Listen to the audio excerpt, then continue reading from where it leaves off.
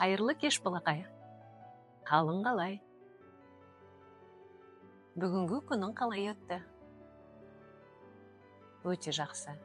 Керемет өткеніне мен сенімдімін. Бүгін мен саған қандай ертегі айтсам екен деп ойланып отырмын. Сен қандай ертегілерді жақсы көресің? Батырлар жайлы естігің келе ме? Әлде қиялға жайып ертегіні тыңдағың келе ме?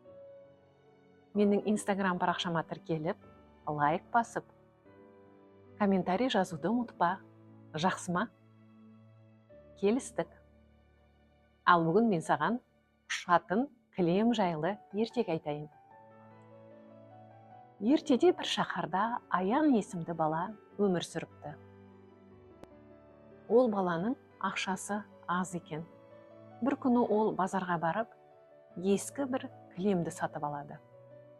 Оны оған сатқан сатушы, бұл жай кілем емес. Аян жай кілем емес.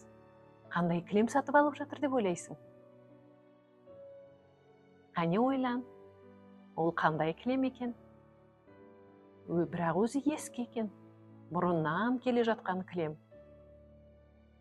Әрине, ол сиқырлы кілем. Сатушы оған оның жай кілем емес, ұшатын кілем екенін айтады.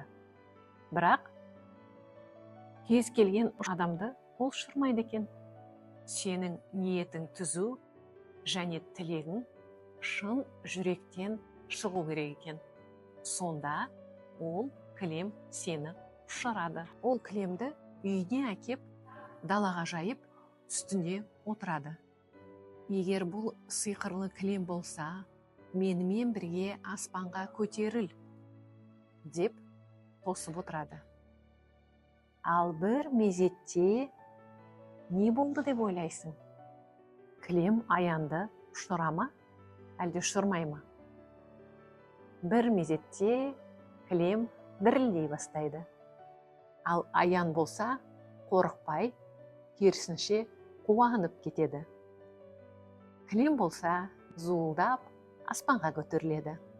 Ол бүкіл қаланы жоғарыдан тамашалайды. Ұшатын кілем Аянды алыс жерлерге апарады. Ол биік тауларды, көгілдір теңізді, жап-жасыл ормандарды тамашалайды. Ол тіпті бір ханзадаға жолығып, оның патшалығына да саяхат жасайды. Ол көптеген жерлерді шарлап, өз қаласына қайтып оралады. Бірақ ол енді бұрынғы Аян емес. Ол көпті көрген, барлығын білетін, бастысы арманы орындалатынына сенетін Аян болып оралады. Содан бері Аян кілеммен әлемді шарлап, жаңа достар тауып, жаңа елдерді зерттеумен айналысыпты. Ұшатын кілем жайлы ертегі саған ұнады ма? Бұл ертегінің түйіні балақай. Арманыңа сенсең және шын жүрегіңнен тілек тілесең, ол міндетті түрде орындалады. Сенің арманың сені биікке жетелейді.